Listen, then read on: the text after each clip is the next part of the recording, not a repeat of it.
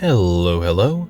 Bl'Artagnan here with Lords of Subsidence, the Titus Centipede raid shit.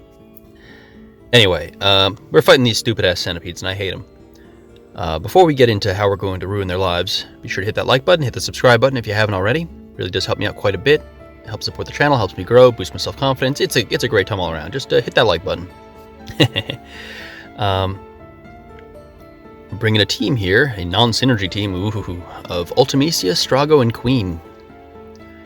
These guys have a bunch of nasty ways to mess you up if you let them get turns, but ignoring the fact that they're immune to delay, they're not immune to break delay, and they're not immune to just kind of jumping in front of them. So we're going to go ahead and bringing Cloud of Darkness now. We're going to be on super ham on these guys. The warp requirement is to take instant turn action, so, you know, things like C65s, call abilities, or Ultimecia's EX. We're going to take advantage of that. They're also immune to Elemental Imperil, but they're not immune to Hope's Magic Imperil, so we're going to take advantage of that as well. This is my first time really getting to use Queen outside the challenge quest. I'm looking forward to it. When I say use, I mostly mean sit there and boost everyone else's stats, but hey, that is a perfectly valid role for a character to have on a team. Bzz. Join that Cloud of Darkness friend unit, doing all sorts of crazy damage. I have to be careful of the break stuff, so I have to hope that both these guys get broken by the actual attack, and not by the follow-up. Otherwise, Cloud of Darkness, we get a turn. That's no good. We don't want it getting turns. You know the drill at this point. At this point, Cloud of Darkness friend is, we're all familiar with it.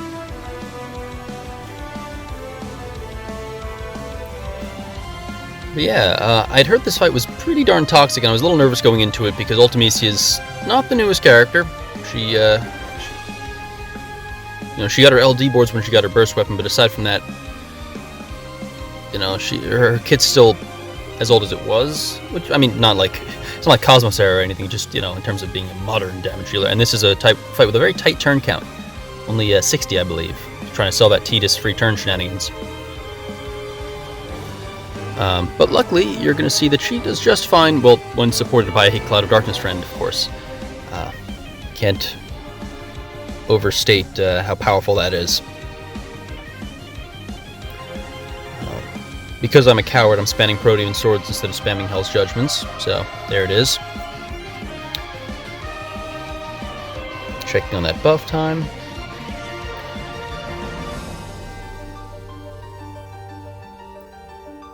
Trying to avoid getting that re-break with the LD, so we're going to go ahead and let Cloud of Darkness do a regular attack there.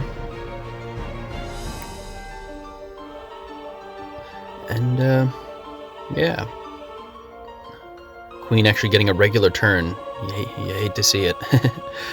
I'm joking, of course. You know, Queen is a perfectly fine unit to use as like an offensive unit with her EX and stuff. I just using her skill 2 is a little bit like, oh, that's not how I want to be spending my time.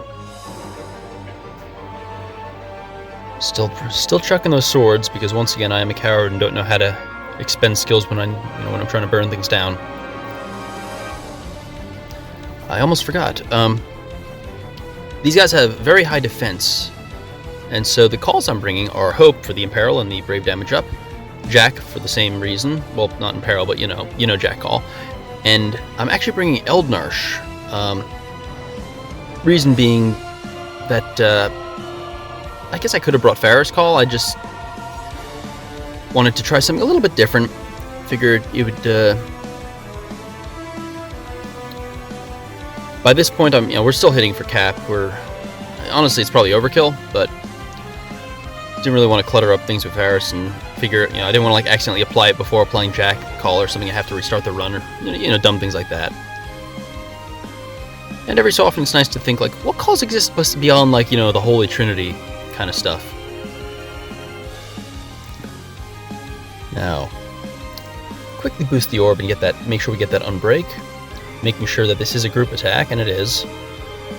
Using that Queen EX, the famous, exciting, invigorating Queen EX.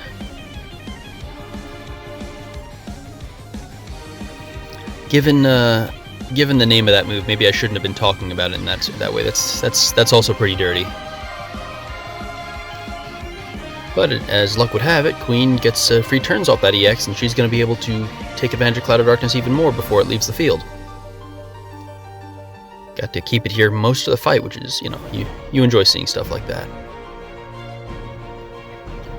Gonna go ahead and make sure we get that break using Ultimecia's gravity effect, because we want to take a few turns before Cloud of Darkness is gone with that by spamming that Brave attack. Normally you'd want to end with the HP plus here, but I'm gonna sneak in a cheeky little extra Cloud of Darkness Brave attack, or follow-up attack there. Going to summon, because at this point I realized I should have summoned way sooner. There's a reason I don't aim for low turn runs. I hate spamming my skills to nothing. Love the feeling of having something in the bank, so to speak. I guess that makes me a hoarder in a sense, but you know, there it is. Using the... You'll see I didn't use Ultimecia's EX there, figuring I could use it when I get out of the summon if I do, but we're not going to. Strago Ultimecia, good pairing. Anyway, I hope you enjoyed the video. This was a fun fight. I'll see you in the next one. Adios.